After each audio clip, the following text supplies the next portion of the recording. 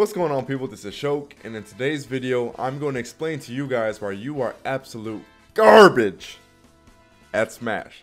Now notice I'm saying just Smash because the 5 reasons I'm going to be giving in this video are going to be reasons you can basically apply to any Smash game, and honestly other fighting games as well. So whether you want to play Melee, Project M, or even 64, there are people who still play that game. That game does have a scene.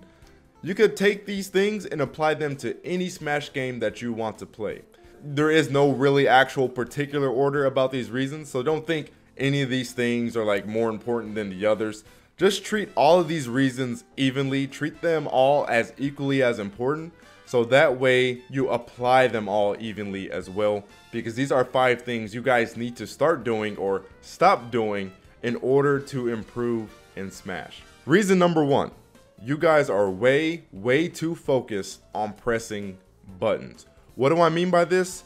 You guys are way too focused on offense. And this is something that a lot of newer players get caught up in. I understand in Smash when you first play and whatnot, it's just really fun to hit people, especially in Ultimate. The tactile feedback of smacking someone, it just feels really good, and that's all you want to do is just hit people. But the problem arises is when you only do that. That's all you want to do is just hit and smack people. Because the moment someone realizes that all you want to do is press buttons to hit them, they're just going to end up smacking you the entire time, and then you're not going to be able to hit them at all. Any halfway decent player is going to catch on to this quickly, and they're just going to treat the match like, oh, well, that means I could basically freestyle on this match because I don't have to worry about this guy shielding. I don't have to worry about this guy spot dodging. I don't have to worry about this guy rolling. If I place a move near him, it'll hit him, right?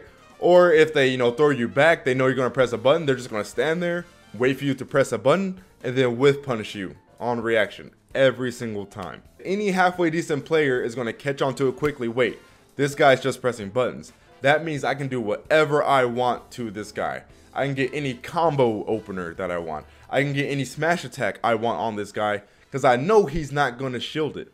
You see what I mean? So that is the reason why just being focused on offense and just trying to smash attack people constantly is actually a huge detriment to your play. That is something you don't want to do at all.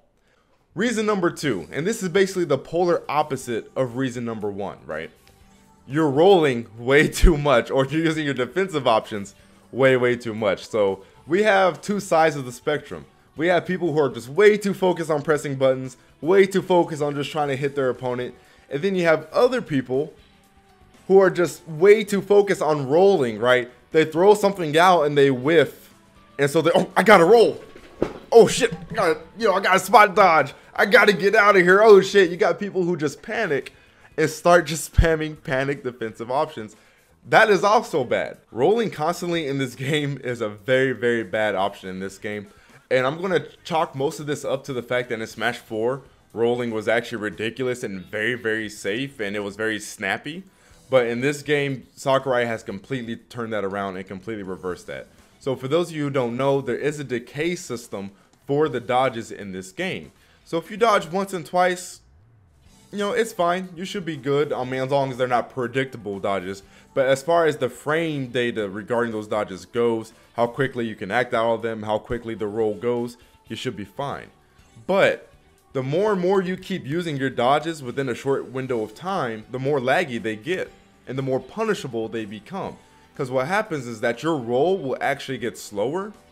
And in addition to that, you will also lose invincibility frames off of your rolls as well. Now, I know rolling may not be getting you punished too much online for your lower ranked players, but again, remember, if you're a low ranked player, you're also fighting against low ranked players, and the online is also kind of laggy when it comes to the input lag or whatever, so that's way harder to punish online. If you guys plan on going to tournaments and playing offline, that is going to get you bodied and murdered. Stop doing it.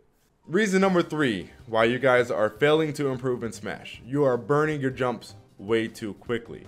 So what a lot of people do, one of the biggest new mistakes people make in Smash is the moment they're thrown off stage, they instantly burn their double jump.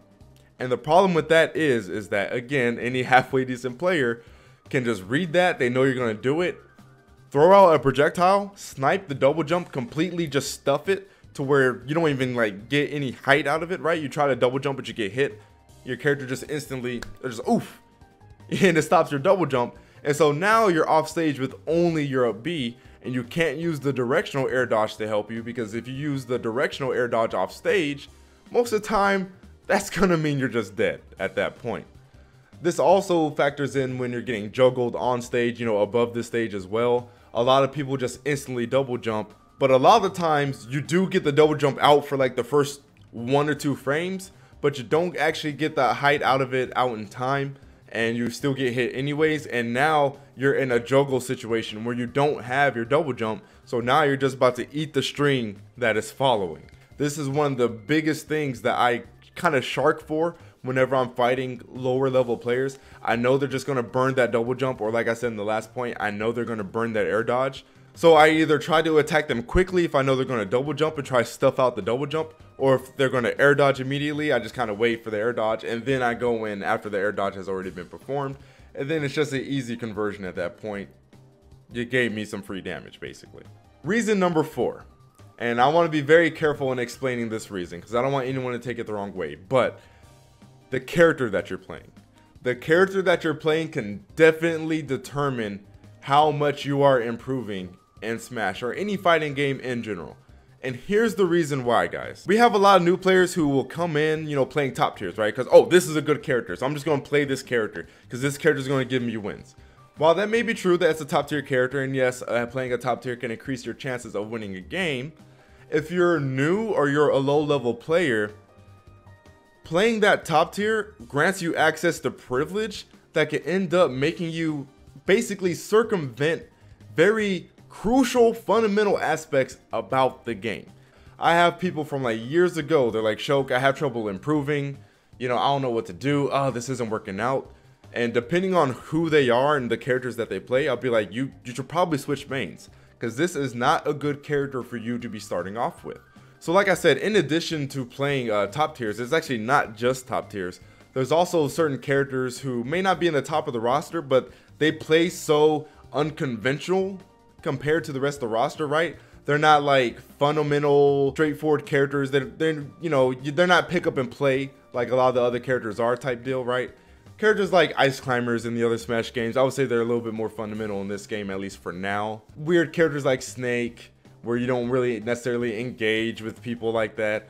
These are really bad characters to start off with because they don't really teach you how to play Smash. When you play Snake, you're playing Snake. You see what I mean? When you play Ice Climbers, you're playing Ice Climbers. You know, there's an Ice Climbers player years ago. I was like, hey man, I think you should really drop Ice Climbers because all you're learning is how to grab people and just 0 to death them off of the grabs. But if you're playing against someone who knows how to deal with Ice Climbers, or you're playing against someone who has playing a character who counters the Ice Climbers, then you're just going to be out of luck because you haven't been forced to learn the fundamentals of, okay, let me dash dance, let me play neutral, right? Let me, you know, try to get this raw hit to seal this stock. The moment you run into someone who either counters your character or they know exactly how to play against that character, you're not going to know what to do because once your character jank is being circumvented, right? It's not working, then you're at a loss.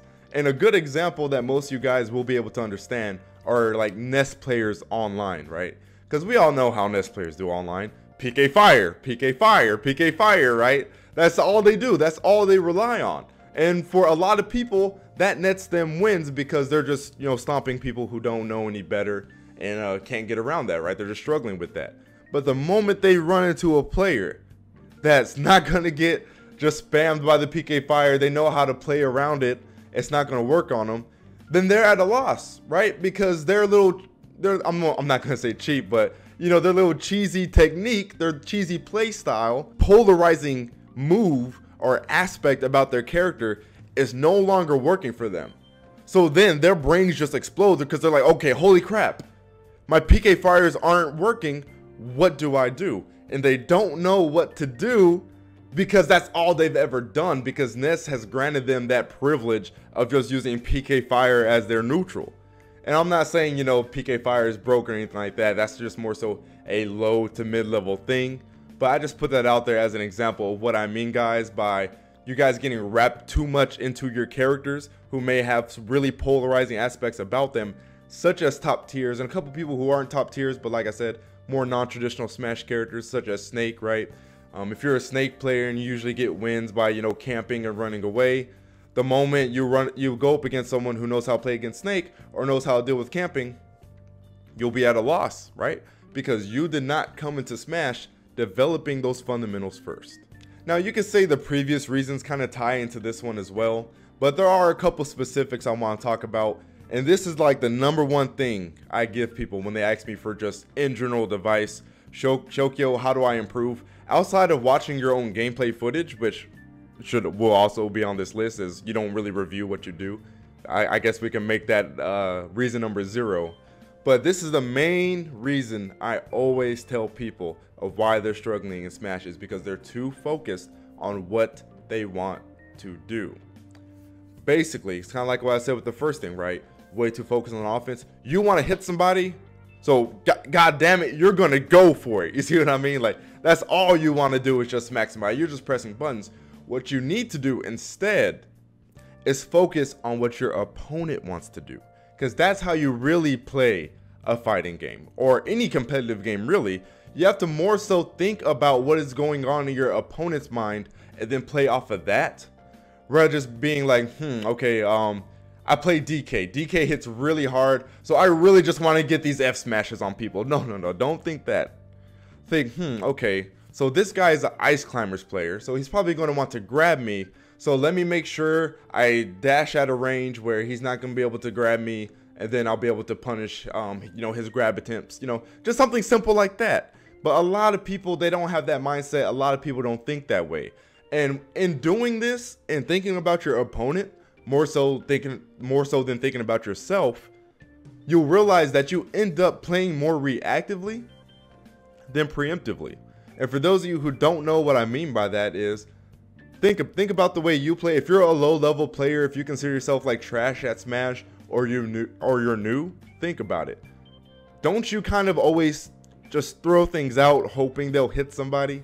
You kind of throw things in certain places before people are actually there, not actually knowing that they're there, but you're just like kind of like, oh, I kind of hope this hits, like, let me throw this out, I hope he kind of runs into it type deal. That's what you kind of do when you're thinking about what you want to do, rather than what your opponent wants to do. And I promise you guys, the moment you guys start implementing this, you will see a 50% increase. I know that's like an arbitrary, you know, percentage or whatever, but you will see a 50% increase in your Smash play, guaranteed. The moment you just stop and you actually watch your opponent's character rather than your own, you will improve drastically instantly off of just doing that alone. And that has nothing to do with execution. That has nothing to do with, you know, tech skill or, you know, getting better at the mechanics of the game. That's just a huge improvement in the mental game department, which will instantly improve your results in game. Guaranteed. This is something I discovered way early on in the PM days when I first started. I was like, you know what, hold up. Let me sit here and wait to see what my opponent wants to do. Let me think about what he wants to do, and then what I do is based off of that. That is the mindset you should have when you're playing a fighting game.